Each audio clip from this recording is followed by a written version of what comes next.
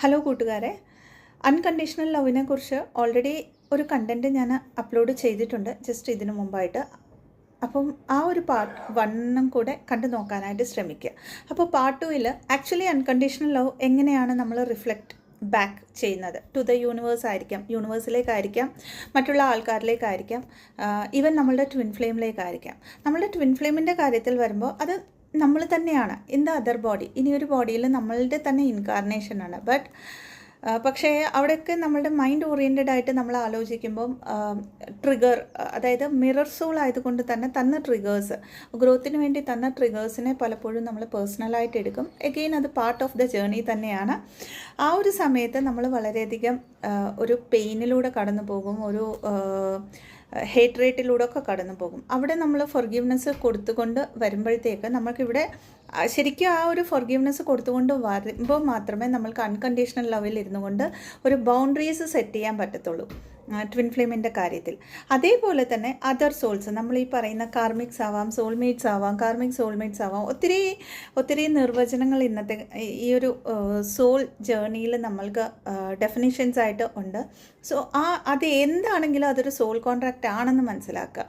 അവിടെ നമ്മൾ പലപ്പോഴും പിന്നെയും ഒരു ലൂപ്പിലേക്ക്, അതായത് അൺകണ്ടീഷണൽ ലവിൻ്റെ പേരിൽ ഒരു ലൂപ്പിലേക്ക് പോകുന്നത് എവിടെയാണെന്ന് പറഞ്ഞാൽ, ഈവൻ ട്വിൻ ഫ്ലെയിമിനോടാണെങ്കിൽ പോലും യെസ് ഞാനൊരു സ്പിരിച്വൽ ജേർണിയിലാണെന്ന് മനസ്സിലാക്കിക്കൊണ്ട് അവിടെ നമ്മൾക്ക് വേണ്ടി നമ്മൾ ആൻസർ പറയരുത്, അല്ലെങ്കിൽ സ്പിരിച്വൽ ജേർണിയുടെ പേരിൽ പല സിറ്റുവേഷൻസിനെയും സപ്രസ് ചെയ്യുക, ഓപ്പോസിറ്റിൽ നിന്ന് വരുന്ന പല ട്രിഗേഴ്സിനെയും നമ്മൾ അതിനെ സപ്രസ് ചെയ്തുകൊണ്ട് അവിടെ പിന്നെയും മിണ്ടാണ്ടിരിക്കുമ്പോൾ നമ്മളുടെ സെൽഫ് വർത്ത് ഇഷ്യൂസിലേക്കാണ് പിന്നെയും കണക്ട് ചെയ്യപ്പെടുന്നത്. അല്ലെങ്കിൽ നമ്മളുടെ ഒരു സെൽഫ് റെസ്പെക്റ്റിനെ നമ്മൾ ചോദ്യം ചെയ്യുന്ന ഒരു സിറ്റുവേഷൻസ് ആൾക്കാരിലേക്കാണ് നമ്മൾ കണക്ട് ചെയ്യുന്നത്. സോ ഇവിടെ ശരിക്കും അൺകണ്ടീഷണൽ ലവ് എന്ന് പറയുന്നത് എന്താണെന്ന് പറഞ്ഞാൽ, പാസ്റ്റിൽ നടന്ന, അത് പാസ്റ്റ് ലൈഫ് തൊട്ട് ഈ ലൈഫ് ടൈം വരയ്ക്ക് ആ ഒരു പെർട്ടിക്കുലർ സോളിനോടാവാം, അല്ലെങ്കിൽ എല്ലാ സോൾസിനോടും, അല്ലെങ്കിൽ നമ്മളുടെ തന്നെ സോളിനോട് നമ്മൾക്കുള്ള എല്ലാ തരത്തിലുള്ള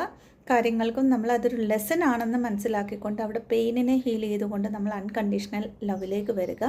അതിൻ്റെ മീനിങ് 3Dയിൽ ഈ ഒരു മൊമെൻറ്റിൽ അവർ നമ്മളോട് പലപ്പോഴും ചെയ്യുന്ന കാര്യങ്ങൾക്ക് നമ്മൾ റെസ്പോൺസിബിലിറ്റി ഏറ്റെടുക്കുക എന്നുള്ളതല്ല. അത് അവരുടെ മാത്രം ട്രോമാസാണ്, അവരുടെ മാത്രം ജേർണിയിൽ പാത്തിൽ അവർ ഗോ ത്രൂ ആവേണ്ട പല കാര്യങ്ങളാണെന്ന് മനസ്സിലാക്കിക്കൊണ്ട് അവിടെ ഒരു നോ പറയേണ്ടടുത്ത് നോ പറയുക എന്ന് നമ്മൾ പറയും, അല്ലെങ്കിൽ ആ ഒരു ബൗണ്ടറി സെറ്റ് ചെയ്തുകൊണ്ട് അൺകണ്ടീഷണൽ ലവിൽ ഇരിക്കുക എന്നുള്ളതാണ് അൺകണ്ടീഷണൽ ലവ് ഈ ഒരു ജേർണിയിൽ നമ്മളെ പഠിപ്പിക്കുന്നത്.